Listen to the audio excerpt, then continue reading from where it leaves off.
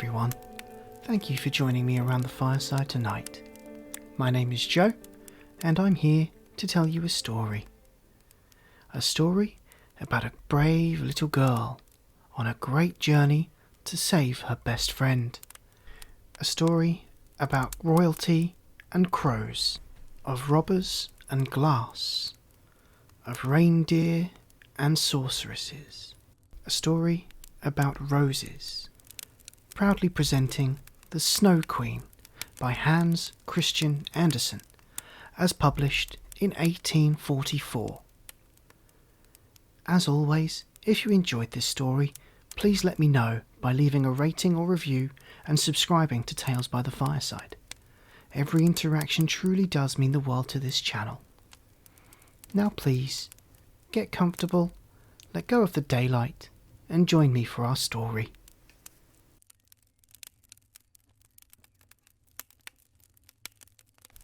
The Snow Queen, a fairy tale in 7 stories, by Hans Christian Andersen. First story, which deals with the mirror and the shards of glass. Right then, time to start. When we're at the end of the story, we'll know more than we do now, for it has to do with an evil ogre, one of the very worst. One day, he was in a really good mood, for he had made a mirror that had the property of reducing everything good and beautiful that was reflected in it into practically nothing. But whatever was fit for nothing and looked bad grew more pronounced and became even worse. The loveliest landscapes looked like boiled spinach in it, and the best of people turned ugly or stood on their heads with no stomach. Their faces became so distorted that they were unrecognizable, and if someone had a freckle, you could be sure that it spread out over both nose and mouth. It was most amusing, the devil said. If a good, pious thought went through the mind of a person, a grin appeared in the mirror, so that the ogre devil had to laugh at his ingenious invention. Everyone who went to ogre school, for he ran such a place, said far and wide that a miracle had taken place. Now, for the first time, one could really see, they felt, what the world and people really looked like. They ran around with the mirror, and finally there wasn't a country or a single person that had not been distorted in it. And now they wanted to fly up to heaven itself to make fun of the angels and the good Lord. The higher they flew with the mirror, the louder it laughed. They could hardly hold on to it. Higher and higher they flew, closer to God and the angels. Then the mirror shook so violently as it grinned that it shot out of their hands and crashed down onto the ground, where it shattered into hundreds of millions, billions, and even more pieces. And that was precisely what caused more misfortune than before, for some of the pieces were scarcely as big as a grain of sand, and these flew all over the world. And whenever they got into people's eyes, they stayed put, and then those people saw everything wrong, or only had eyes for what was bad about something, for every speck of the mirror had retained the same power as the whole. Some people even got a tiny mirror shard in their heart, and that was quite horrible. The heart became like a lump of ice. Some pieces of the mirror were so large that they were used for window panes, but it wasn't worth looking at one's friends through that pane. Others were put in spectacles, and things went badly when people put on those glasses to see.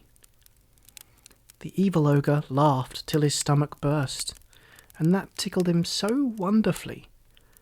But now there are even more shards of glass flying everywhere around the world. Listen now.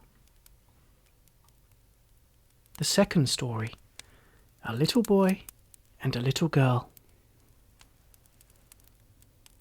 in the big city, where there are so many houses and people so that there's not enough space for everyone to have a little garden, most people have to make do with flowers in pots. There were 2 poor children who nevertheless had a garden that was a bit bigger than a flower pot.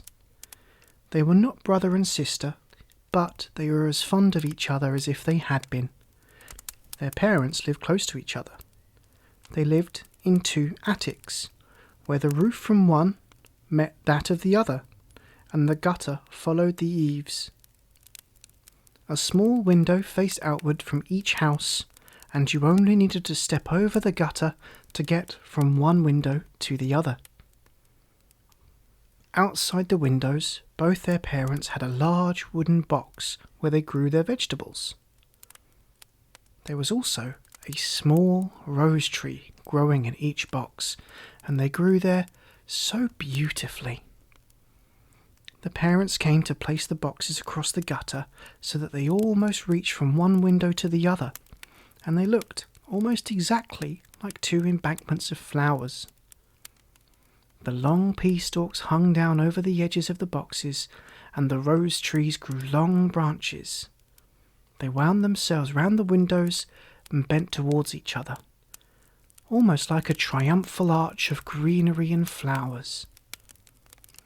Since the boxes were very high, and the children knew that they were not allowed to clamber up onto them, they were both allowed to climb out to each other and sit on small stools under the roses, and there they played marvellously together.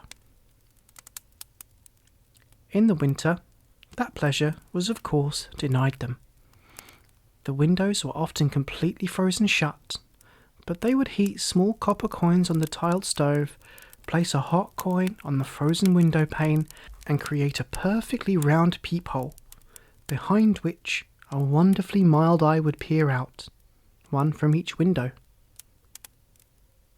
The little boy's name was Kay, and the little girl's name was Gerda.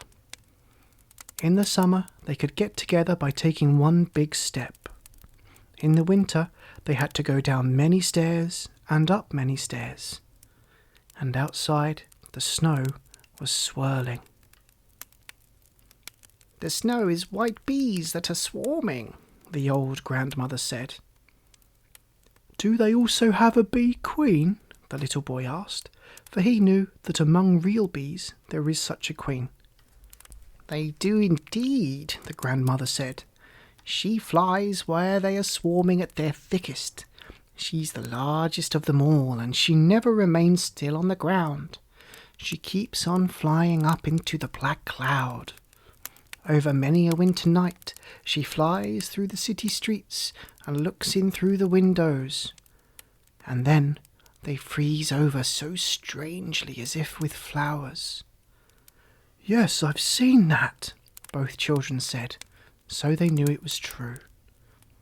"Can the Snow Queen come in here?" the little girl asked. "Just let her try and come in," the boy said, "and I'll put her on the hot stove, and then she'll melt." But the grandmother smoothed his hair and told them other stories. One evening, when little Kay was at home and half undressed, he crept up onto the chair by the window and looked out of the small hole.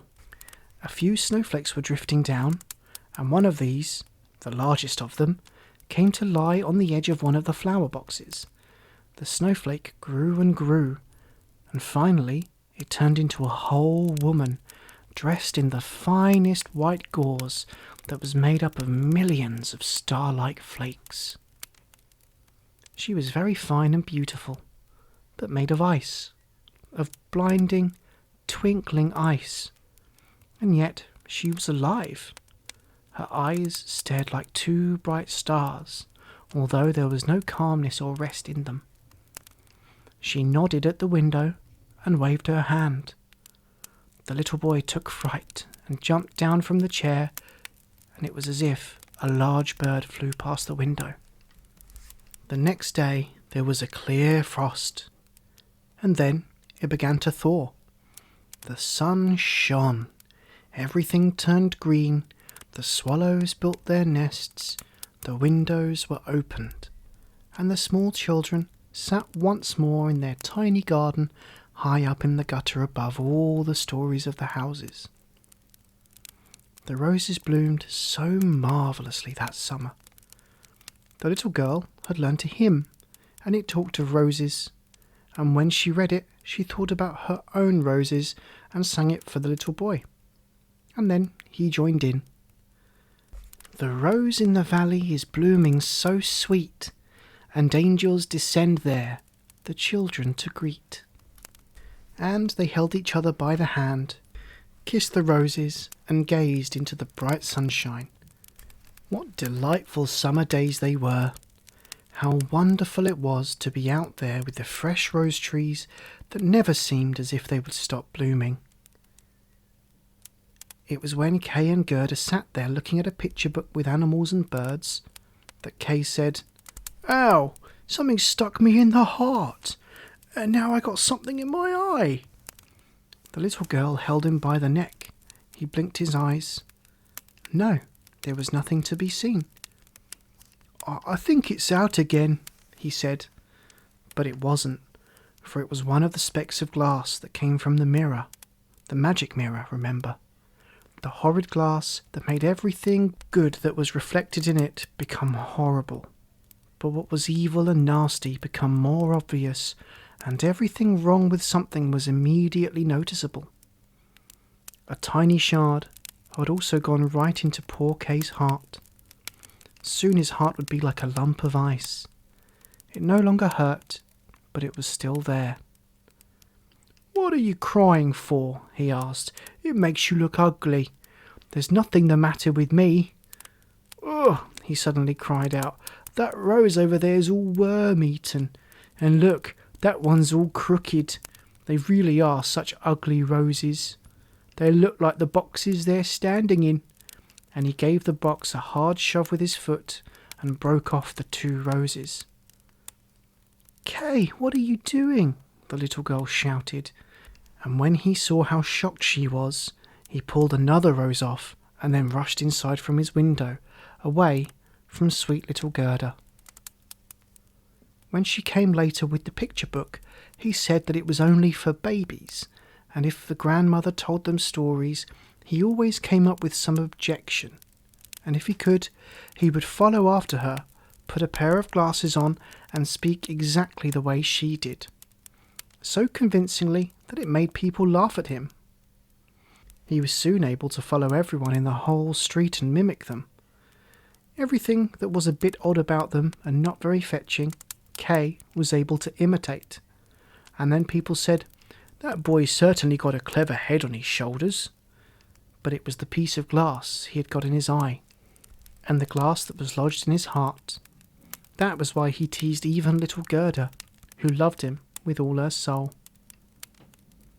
The games he played were so different from before. One winter's day, when the snowflakes came swirling down, he came with a large burning glass, held the corner of his blue coat, and let the snowflakes fall on it. "Just look in the glass, Gerda," he said, and every snowflake became much larger and looked like a magnificent flower or a 10-pointed star. It was lovely to look at. "See how ingenious," Kay said. "It's much more interesting than real flowers, and there isn't a single fault in them anywhere. They're perfectly accurate, as long as they don't melt." Shortly afterwards, Kay came along with big gloves and his sledge on his back. He shouted right into Gerda's ear, "I've been given permission to go sledging on the great square where the others play." And off he rushed. On the square, the boldest boys often fastened their sledges onto the farmer's cart and were pulled a really long way. It was great fun. Right in the middle of their game, a large sleigh came along. It was painted completely white, and in it sat someone wrapped in a thick white fur with a thick furry cape. The sleigh went round the square twice, and Kay quickly fastened his small sledge to it. And now he got a ride too. It went faster and faster into the next street. The person driving it looked backwards and nodded to Kay in a friendly way. almost as if they knew each other. Each time Kay wanted to unfasten his small sledge, the person nodded once more, and Kay stayed where he was, and they drove straight out of the city gate. The snow started to fall so thick and fast that the little boy could hardly see the hand in front of his face. He let go of the string to free himself from the big sleigh, but that didn't help at all. His little sledge was still attached, and he was travelling as fast as the wind. He shouted very loudly, but no one heard him, and the snow whirled past, and the sledge flew along. From time to time it gave a leap, as if he was travelling over ditches and fences. He was quite frightened and wanted to say a prayer, but all he could remember was his multiplication table from 10 to 20. The snowflakes grew larger and larger, and finally they looked like large white hens. Suddenly they leapt to one side, the large sleigh came to a halt, and the person driving it stood up. The great fur and cape were made completely of snow. It was a lady, so tall and straight, so gleamingly white. It was the Snow Queen. "We've arrived safely," she said, "but do you call that freezing? Creep into my bear fur coat." And she placed him in the sleigh with her, wrapped the fur around him. It felt like sinking into a snowdrift. "Are you still freezing cold?" she asked, and then she kissed him on the forehead. Oh, it was colder than ice. It went right to his heart, which had already half turned into a lump of ice. It was as if he was going to die, but only for a moment. And then he felt fine. He could no longer notice the cold around him. "My sledge, don't forget my sledge." He only remembered that now, and it was attached to one of the white hens, and it flew behind with the sledge on its back. The Snow Queen kissed Kay once more, and then he had forgotten little Gerda and grandmother and all of them back home. "That's all the kisses you're getting," she said, "for otherwise I would kiss you to death." Kay looked at her. She was so beautiful. He couldn't imagine a cleverer, lovelier face. Now she didn't seem to be a vice, as she did when she sat outside his window and waved to him. In his eyes she was perfect. He didn't feel the slightest bit afraid, and he told her that he could do mental arithmetic and fractions. He knew the area of countries and how many inhabitants, and she smiled the whole time. Then he felt that what he knew wasn't enough, and he looked up into the vast, vast realms of the air, and she flew with him, flew up high onto the black cloud, and the storm roared and raged. It was as if it was singing old songs. They flew over forests and lakes, over seas and lands. Beneath them the cold wind roared, the wolves howled, the snow glittered, with black screeching crows flying above it. But above everything the moon shone so large and bright, and Kay gazed at it the long, long wintry night. During the day he slept at the Snow Queen's feet. The third story, The Enchanted Flower Garden. But how fared little Gerda in Kay's absence? What had become of him, no one knew, nor could anyone give the slightest information, excepting the boys, who said that he had tied his sledge to another very large one, which had driven through the street and out at the town gate. No one knew where it went.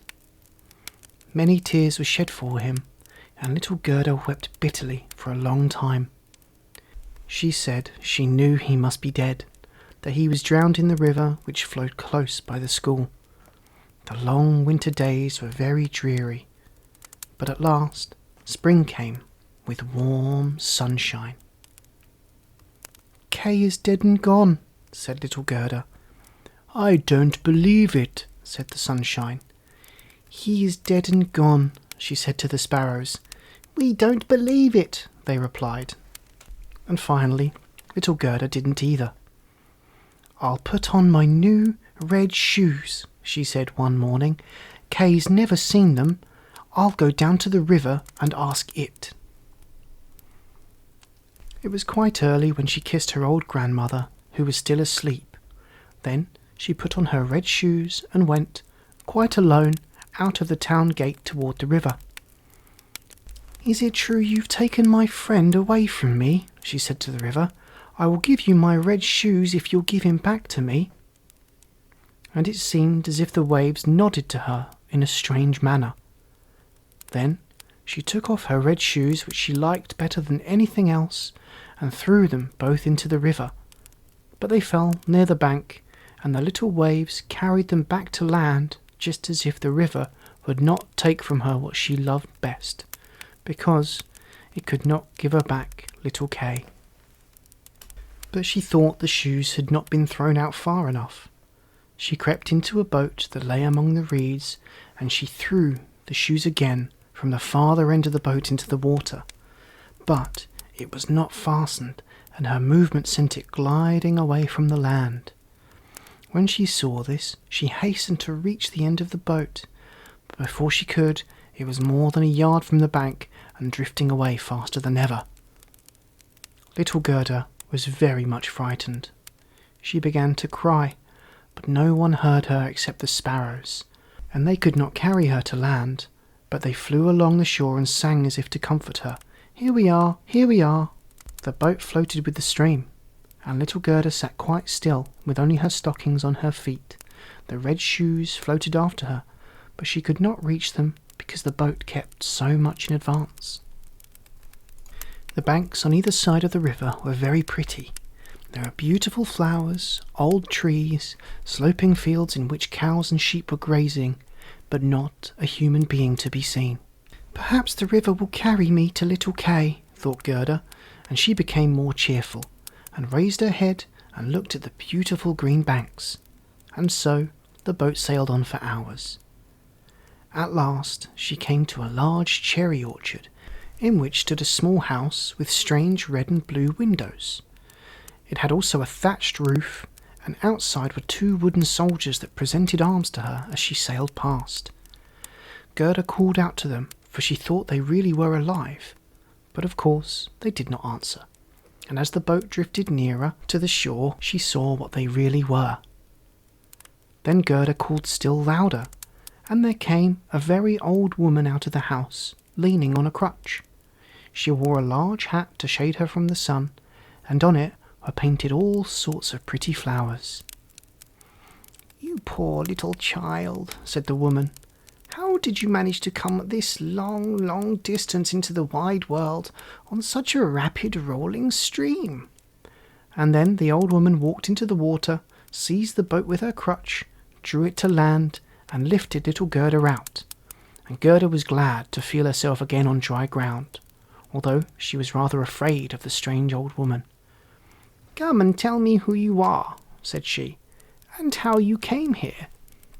Then Gerda told her everything, while the old woman shook her head and said, And when Gerda had finished, she asked the old woman if she had not seen little Kay. She told her he had not passed that way, but he very likely would come. She told Gerda not to be sorrowful, but to taste the cherries and look at the flowers. They were better than any picture book, for each of them could tell a story. Then she took Gerda by the hand and led her into the little house and closed the door. The windows were very high, and as the panes were red, blue, and yellow, the daylight shone through them in all sorts of singular colours. On the table stood some beautiful cherries, and Gerda had permission to eat as many as she would. While she was eating them, the old woman combed out her long flaxen ringlets with a golden comb, and the glossy curls hung down on each side of the little round pleasant face, which looked fresh and blooming as a rose. "I have long been wishing for a dear little maiden like you," said the old woman, "and now you must stay with me and see how happily we shall live together." And while she went on combing little Gerda's hair, the child thought less and less about her adopted brother Kay, for the old woman was an enchantress. Although she was not a wicked witch, she conjured only a little for her own amusement, and now because she wanted to keep Gerda. She went into the garden and stretched out her crutch towards all the rose trees, beautiful though they were, and they immediately sank into the dark earth, so that no one could tell where they had once stood. The old woman was afraid that if little Gerda saw roses, she would think of those at home, and then remember little Kay, and run away. The next day, and for many days after, Gerda played with the flowers in the warm sunshine. She knew every flower, and yet, although there were so many of them, it seemed as if one were missing. But what it was, she could not tell. One day, as she sat looking at the old woman's hat with the painted flowers on it, she saw that the prettiest of them all was a rose. The old woman had forgotten to take it from her hat when she made all the roses sink into the earth. But it is difficult to keep the thoughts together in everything, and one little mistake upsets all our arrangements. "What? There are no roses here!" cried Gerda, and she ran out into the garden and examined all the beds, and searched and searched. There were none to be found, and she sat down and wept, and her tears fell just on the place where one of the rose trees had sunk down. Her warm tears moistened the earth, and the rose tree sprouted up at once, as blooming as when it had sunk. And Gerda embraced it, and kissed the roses, and thought of the beautiful roses at home, and with them of little Kay. "Oh, how I've been detained," said the little maiden. "I wanted to seek for little Kay. Do you know where he is?" she asked the roses. "Do you think he's dead?" And the roses answered, "No, he is not dead.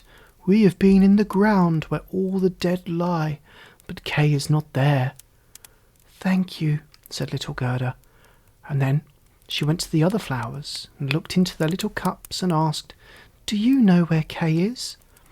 But each flower, as it stood in the sunshine, dreamed only of its own little fairy tale of history. No one knew anything of Kay. Gerda had heard many stories from the flowers as she asked them one after the other about him. And she ran to the open door at the end of the garden. The door was fastened, but she pressed against the rusty latch, and it gave way. The door sprang open, and little Gerda ran out with bare feet into the wide world. She looked back 3 times, but no one seemed to be following her. At last she could run no longer, so she sat down to rest on a great stone, and when she looked around she saw that the summer was over and autumn very far advanced. She had known nothing of this in the beautiful garden where the sun shone and the flowers grew all the year round. "Oh, how I've wasted my time," said little Gerda. "It's autumn. I must not rest any longer." And she rose to go on, but her little feet were wounded and sore, and everything around her looked cold and bleak.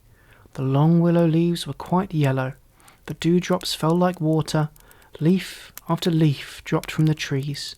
The sloethorn alone still bore fruit, but the sloes were sour and set the teeth on edge. Oh, how dark and weary the whole world appeared. The 4th story, The Prince and the Princess. Gerda was obliged to rest again, and just opposite the place where she sat, she saw a great crow come hopping toward her across the snow. He stood looking at her for some time, and then he wagged his head and said, "Caw, caw, good day, good day." He pronounced the words as plainly as he could, because he meant to be kind to the little girl, and he asked her where she was going, all alone in the wide world. The word alone Gerda understood very well and felt how much it expressed. So she told the crow the whole story of her life and adventures, and asked him if he had seen little Kay. The crow nodded his head very gravely and said, "Perhaps I have. It may be." "No, do you really think you have?" cried little Gerda, and she kissed the crow and hugged him almost to death with joy. "Gently, gently," said the crow. "I believe I know. I think it may be little Kay, but he has certainly forgotten you by this time. For the princess." "Does he live with a princess?" asked Gerda. "Yes, listen," replied the crow. "But it is so difficult to speak your language. If you understand the crow's language, then I can explain it better." "Do you?" "No, I've never learnt it," said Gerda, "but my grandmother understands it and used to speak it to me. I wish I'd learned it." "It does not matter," answered the crow. "I will explain as well as I can, although it will be very badly done." And he told her what he'd heard. "In this kingdom where we now are," said he, "there lives a princess who is so wonderfully clever that she has read all the newspapers in the world, and forgotten them too, although she is so clever. A short time ago, as she was sitting on her throne, which people say is not an agreeable seat as is often supposed, she began to sing a song which commences with the words, 'Why should I not be married?' 'Why not indeed?' said she, and so she determined to marry if she could find a husband who knew what to say when he was spoken to, and not one who could only look grand, for that was so tiresome. She assembled all her court ladies at the beat of a drum, and when they heard of her intentions they were very much pleased. 'We are so glad to hear of it,' said they. 'We were talking about it ourselves the other day.' 'You may believe that every word I tell you is true,' said the crow, 'for I have a tame sweetheart who hops freely about the palace, and she told me all this.' Of course his sweetheart was a crow, for birds of a feather flock together, and one crow always chooses another crow. Newspapers were published immediately with a border of hearts and the initials of the princess among them. They gave notice that every young man who was handsome was free to visit the castle and speak with the princess, and those who could reply loud enough to be heard when spoken to were to make themselves quite at home at the palace, and the one who spoke best would be chosen as a husband for the princess. 'Yes, yes, you may believe me, it's all as true as I sit here,' said the crow. The people came in crowds. There was a great deal of crushing and running about, but no one succeeded either on the first or the second day. They could all speak very well while they were outside in the streets, but when they entered the palace gates and saw the guards in silver uniforms and the footmen in their golden livery on the staircase, and the great halls lighted up, they became quite confused. And when they stood before the throne on which the princess sat, they could do nothing but repeat the last words she had said, and she had no particular wish to hear her own words over and over again.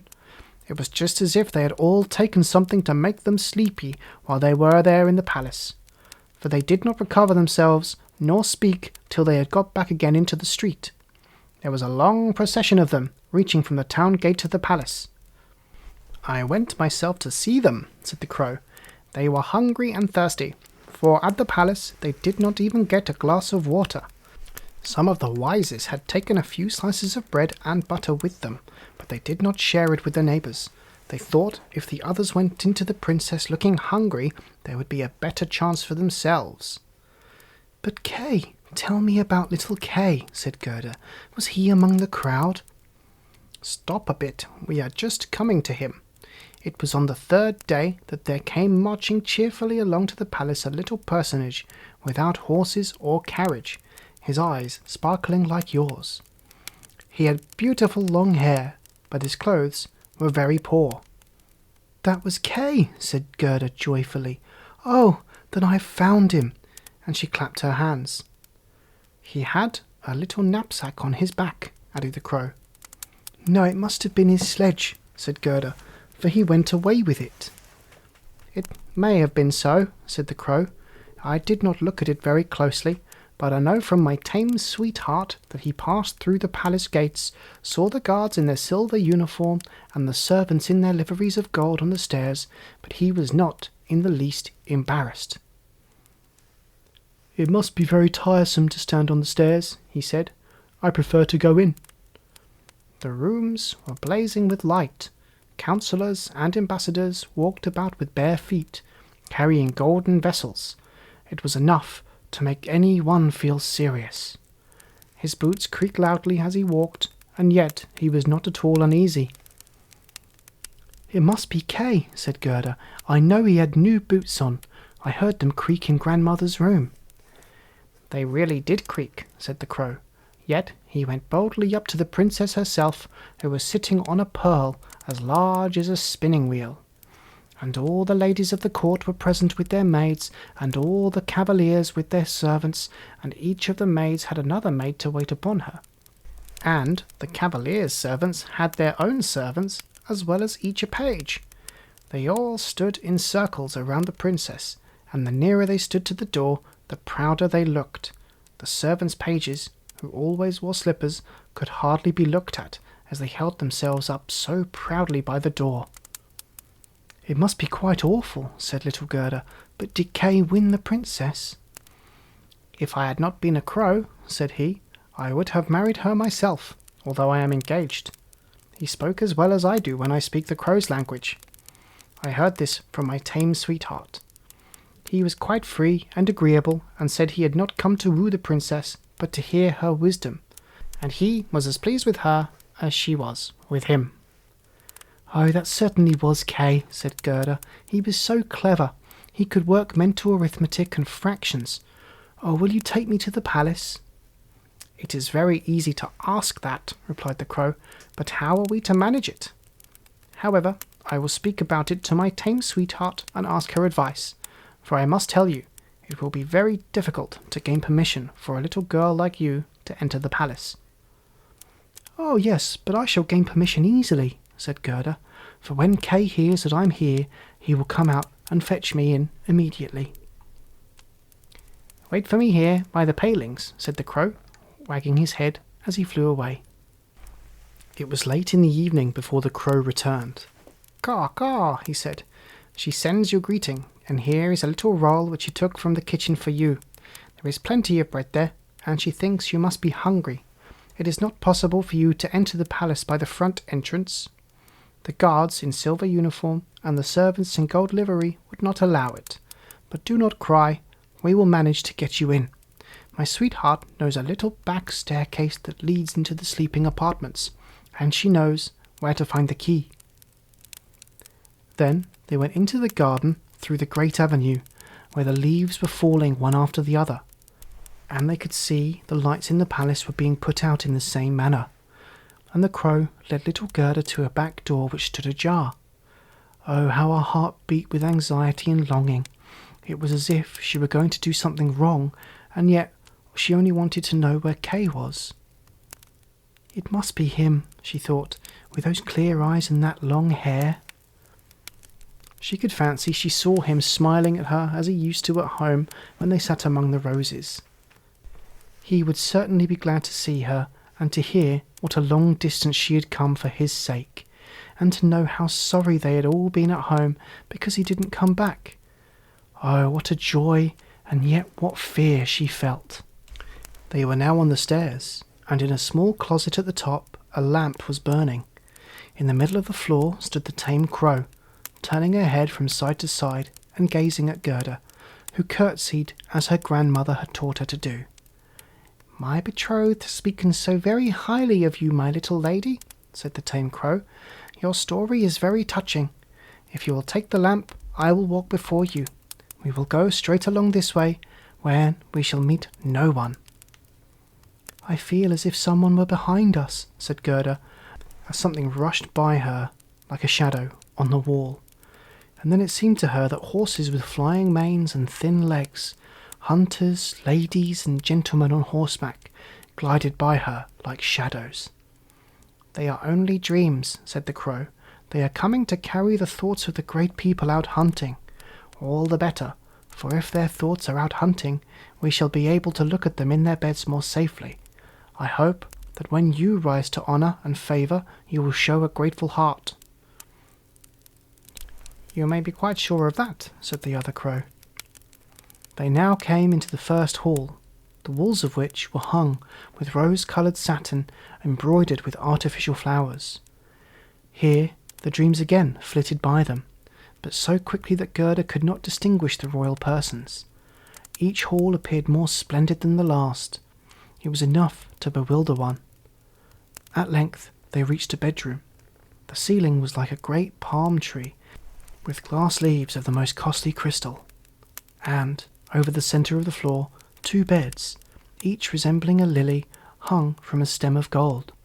One, in which the princess lay, was white, the other was red, and in this Gerda had to seek for little Kay. She pushed one of the red leaves aside and saw a little brown neck. "Oh, that must be Kay!" She called his name loudly and held the lamp over him.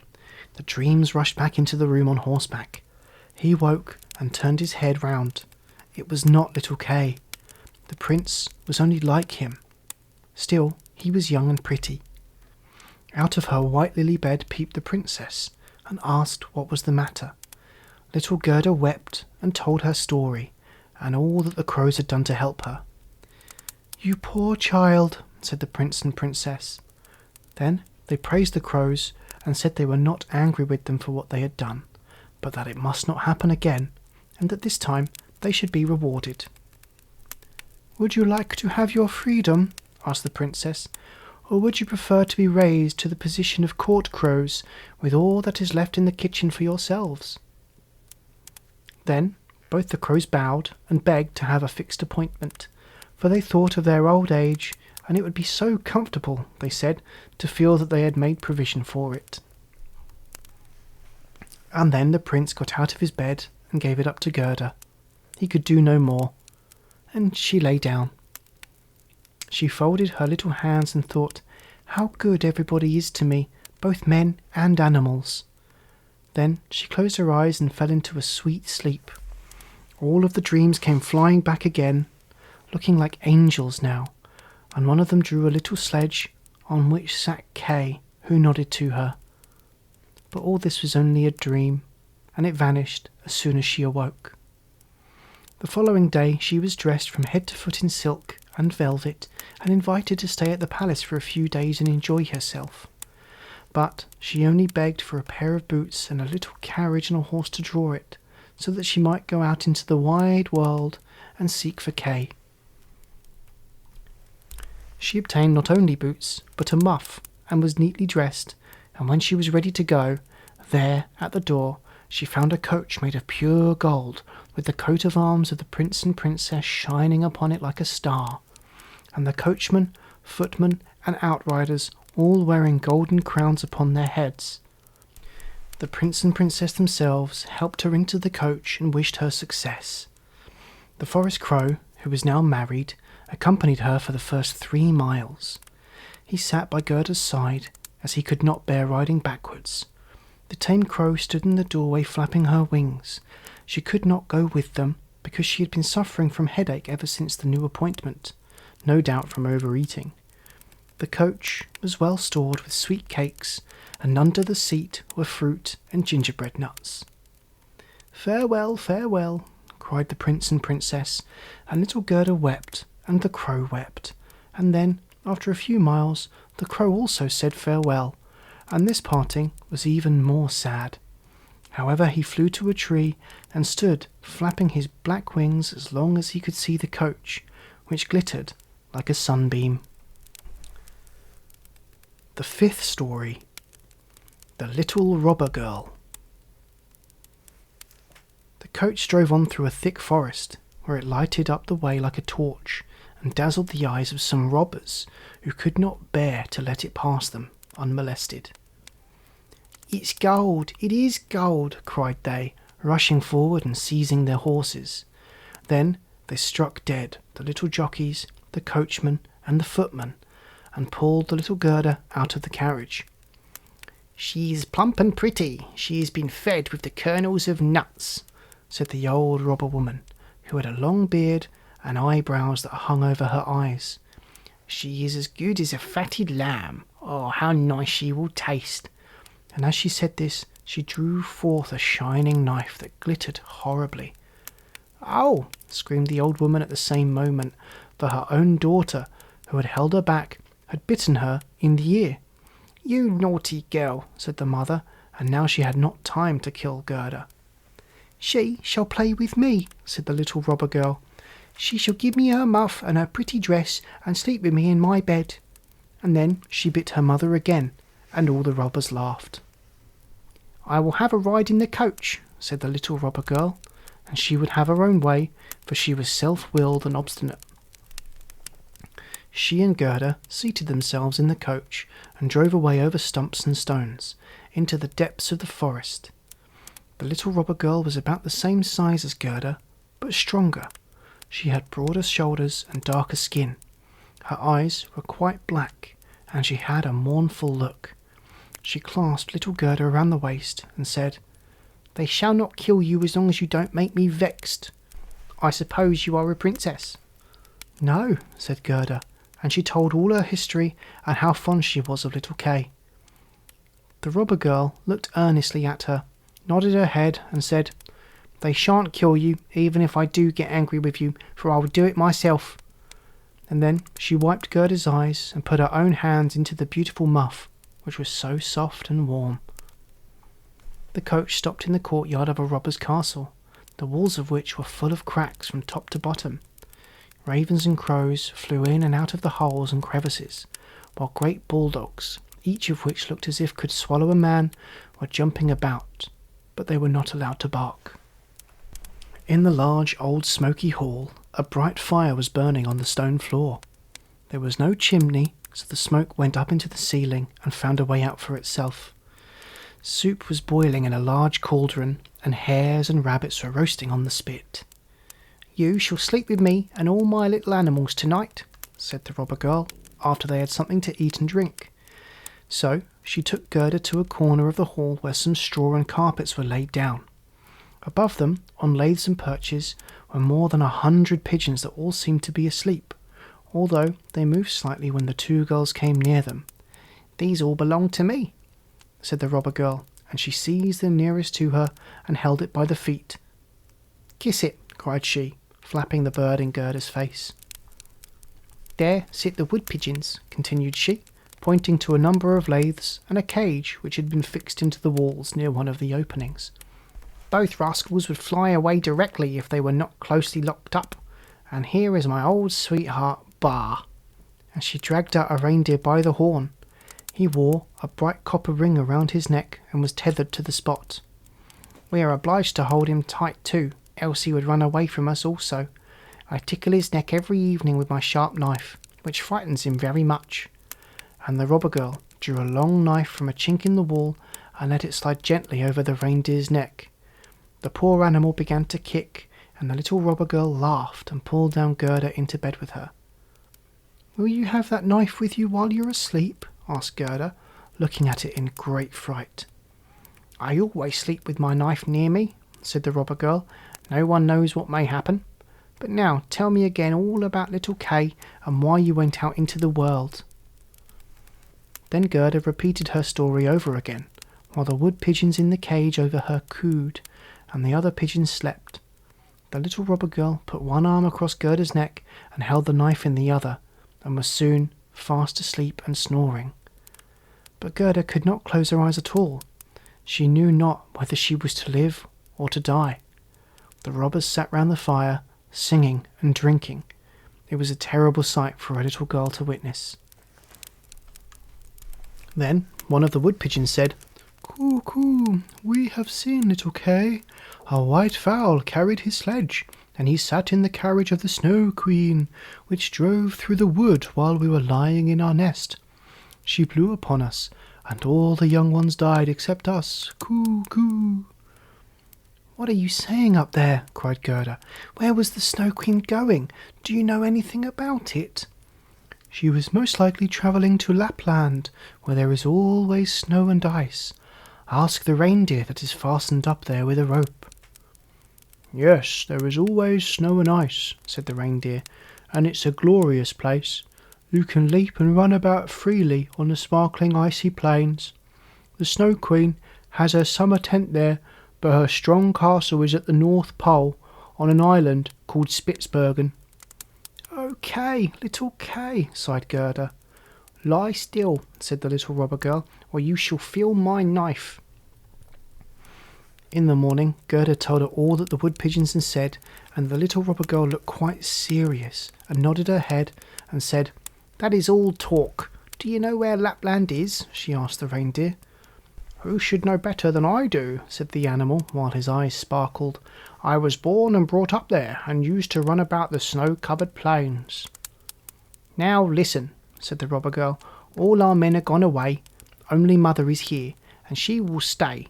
But at noon she always drinks out of a great bottle, and afterwards sleeps for a little while, and then I'll do something for you." She jumped out of bed, clasped her mother round the neck, and pulled her by the beard, crying, My own little nanny goat, good morning." And her mother pinched her nose till it was quite red, yet did it all for love. When the mother had gone to sleep, the little robber maiden went to the reindeer and said, "I should like very much to tickle your neck a few more times with my knife, for it makes you look so funny. But never mind, I will untie your cord and set you free, so that you may run away to Lapland. But you must make good use of your legs and carry this little girl to the castle of the Snow Queen, where her playfellow is. You have heard what she told me, for she spoke loud enough, and you were listening." The reindeer jumped for joy, and the little robber girl lifted Gerda on his back and had the forethought to tie her on, and even to give her her own little cushion to sit upon. "Here are your fur boots for you," said she, "for it will be very cold, but I must keep the muff, it is so pretty. However, you will not be frozen for the want of it. Here are my mother's large warm mittens, they will reach up to your elbows. Let me put them on. There, now your hands look just like my mother's." But Gerda wept for joy. "I don't like to see you fret," said the little robber girl. "You ought to look quite happy now, and here are 2 loaves and a ham, so that you need not starve." These were fastened upon the reindeer, and then the little robber maiden opened the door, coaxed in all the great dogs, cut the string in which the reindeer was fastened with her sharp knife, and said, "Now run, but mind you take care of the little girl." And Gerda stretched out her hand with the great mitten on it toward the little robber girl and said, "Farewell." And away flew the reindeer over stumps and stones, through the great forest, over marshes and plains as quickly as he could. The wolves howled and the ravens screamed, while up in the sky quivered red lights like flames of fire. "They are my northern lights," said the reindeer. "See how they flash." And he ran on, day and night, still faster and faster, but the loaves and the ham were all eaten by the time they reached Lapland. Sixth story: The Lapland Woman and the Finland Woman. They stopped at a little hut. It was very mean looking. The roof sloped nearly down to the ground, and the door was so low that the family had to creep in on their hands and knees when they went in and out. There was no one at home but an old Lapland woman who was dressing fish by the light of a train oil lamp. The reindeer told her all about Gerda's story after having first told his own, which seemed to him the most important. But Gerda was so pinched with the cold that she could not speak. "Oh, you poor things," said the Lapland woman. "You have a long way to go yet. You must travel more than 100 miles farther, to Finland. The Snow Queen lives there now, and she burns Bengal lights every evening. I will write a few words on a dried stockfish, for I have no paper, and you can take it from me to the Finland woman who lives there. She can give you better information than I can." So when Gerda was warmed and had taken something to eat and drink, the woman wrote a few words on the dried fish and told Gerda to take great care of it. Then she tied her on again the back of the reindeer, and he sprang high into the air and set off at full speed. Flash, flash went the beautiful blue northern lights the whole night long. At length they reached Finland, and knocked at the chimney of the Finland woman's hut, for it had no door above the ground. They crept in, but it was so terribly hot inside that the woman wore scarcely any clothes. She was small and very dirty looking. She loosened little Gerda's dress and took off the fur boots and the mittens, or Gerda would have been unable to bear the heat.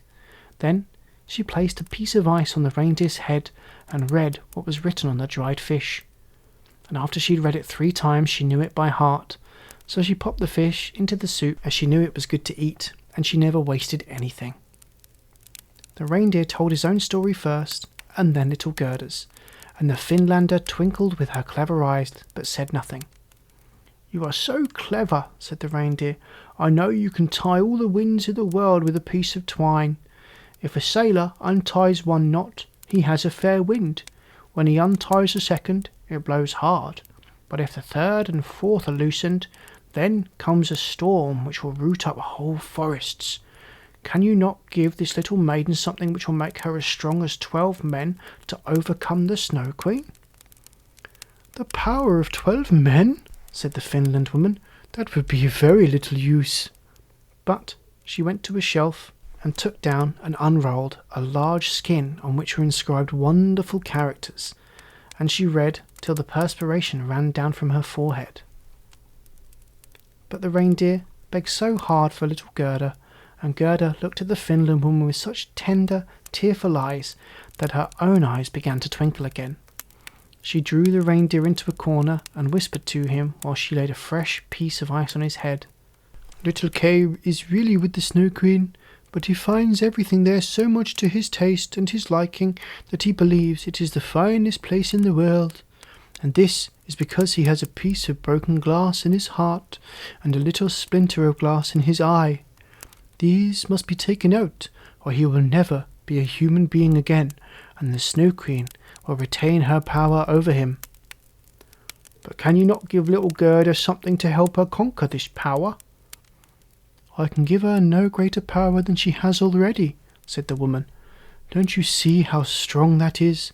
How men and animals are obliged to serve her, and how well she has gotten through the world, barefooted as she is? She cannot receive any power from me greater than she now has, which consists in her own purity and innocence of heart.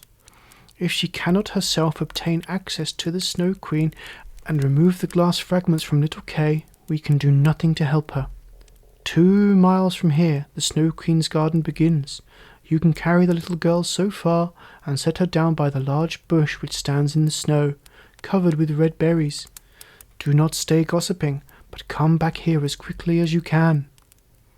Then the Finland woman lifted little Gerda upon the reindeer, and he ran away with her as quickly as he could. "Oh, I've forgotten my boots and my mittens," cried little Gerda, as soon as she felt the cutting cold. But the reindeer dared not stop. So he ran on till he reached the bush with the red berries. Here he set Gerda down, and he kissed her, and the great bright tears trickled over the animal's cheeks. Then he left her, and ran back as fast as he could. There stood poor Gerda, without shoes, without gloves, in the midst of a cold, dreary, ice-bound Finland. She ran forward as quickly as she could, when a whole regiment of snowflakes came round her. They did not, however, fall from the sky, which was quite clear and glittered with the northern lights. The snowflakes ran along the ground, and the nearer they came to her, the larger they appeared. Gerda remembered how large and beautiful they looked through the burning glass, but these really were larger and much more terrible, for they were alive and were the guards of the Snow Queen, and they had the strangest shapes. Some were like great porcupines, others like twisted serpents with their heads stretching out, and some few were like fat bears with their hair bristled, but all were dazzlingly white, and all were living snowflakes. Little Gerda repeated the Lord's Prayer, and the cold was so great that she could see her own breath come out of her mouth like steam as she uttered the words. The steam appeared to increase as she continued her prayer, till it took the shape of little angels, who grew larger the moment they touched the earth. They all wore helmets on their heads and carried spears and shields. Their number continued to increase more, and by the time Gerda had finished her prayers, a whole legion stood round her. They thrust their spears into the terrible snowflakes so that they shivered into 100 pieces, and little Gerda could go forward with courage and safety. The angels stroked her hands and feet so that she felt the cold less as she hastened into the Snow Queen's castle. But now we must see what Kay is doing. In truth, he thought not of little Gerda, and least of all that she could be standing at the front of the palace. The 7th story of the palace of the Snow Queen and what happened there at last. The walls of the palace were formed of drifted snow, and the windows and doors of cutting winds. There were more than 100 rooms in it, all as if they had been formed of snow blown together. The largest of them extended for several miles.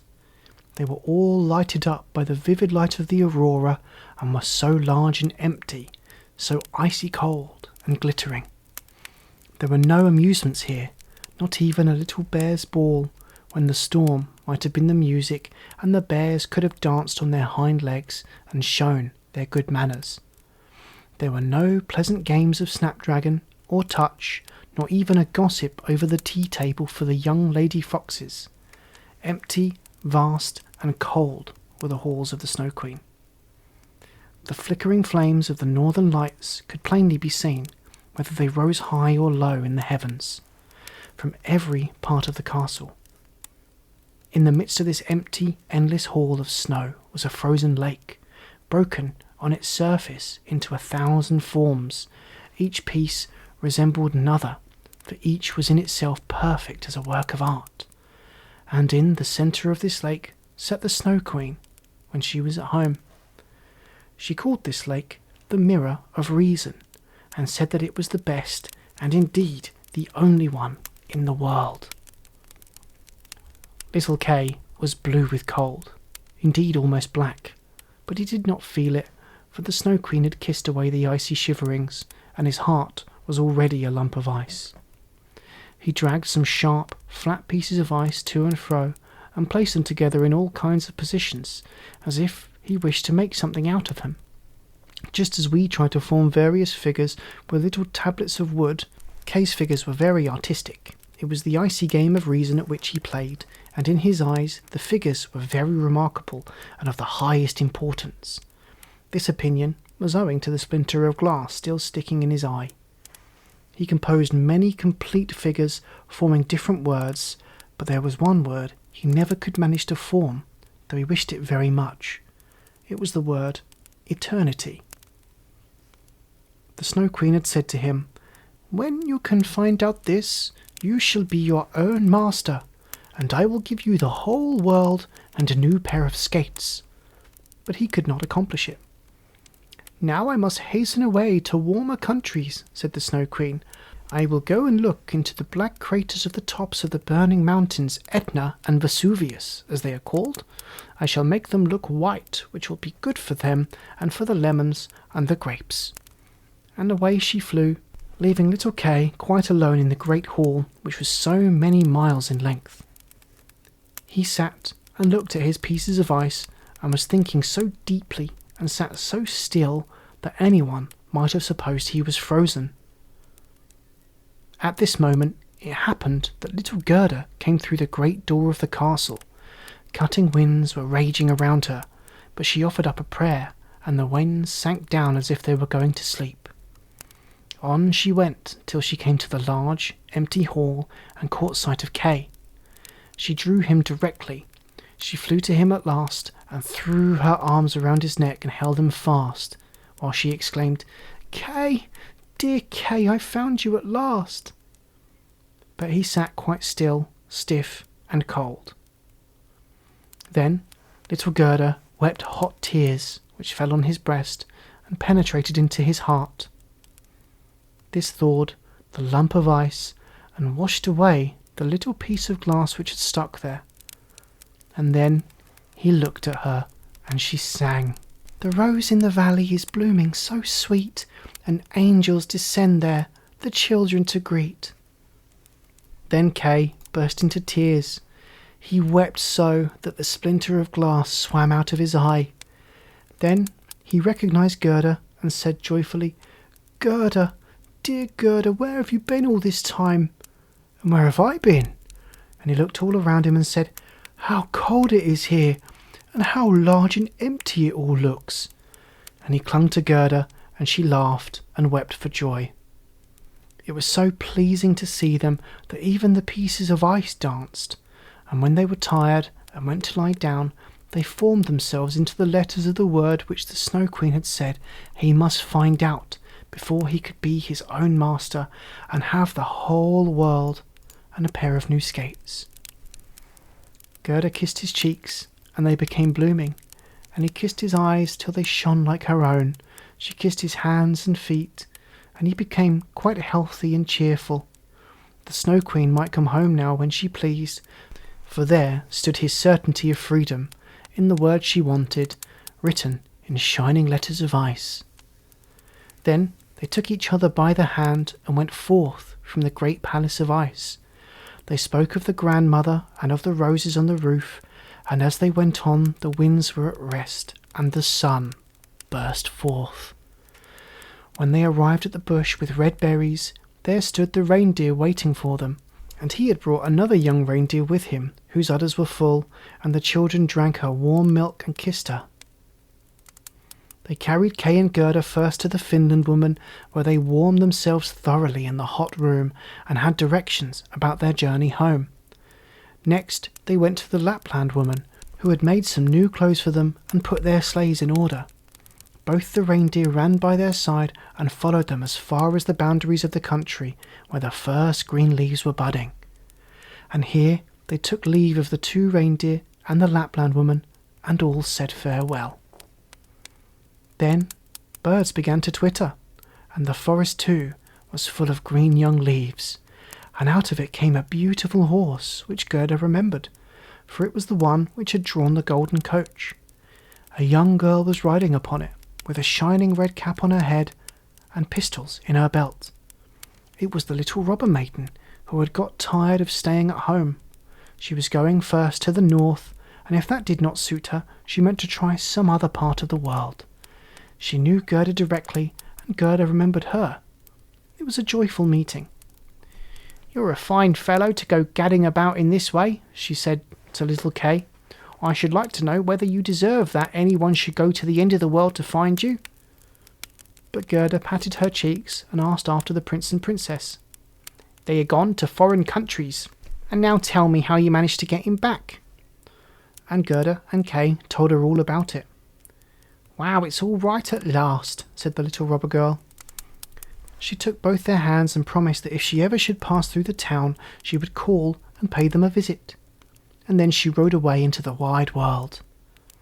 But Gerda and Kay went hand in hand toward home, and as they advanced, spring appeared more lovely with its green verdure and beautiful flowers. Very soon they recognized the large town where they lived, and the tall steeples of the churches in which the sweet bells were ringing a merry peal, as they entered it and found their way back to their grandmother's door. They went upstairs into the little room where all looked just as it used to. The old clock was going tick, tick, and the hands pointed to the time of day, but as they passed through the door into the room, they perceived they were both grown up and become a man and woman. The roses out on the roof were in full bloom and peeped in at the window, and there stood the little chairs on which they had sat when they were children. Kay and Gerda seated themselves, each on their own chair, and held each other by the hand, while the cold, empty grandeur of the Snow Queen's palace vanished from their memories like a painful dream. The grandmother sat in the bright sunshine, and she read aloud from her favourite book. Kay and Gerda looked into each other's eyes and sang. "The rose in the valley is blooming so sweet, and angels descend there the children to greet." And they both sat there, grown up, yet children at heart, and it was summer, warm, beautiful summer. The end. Good night.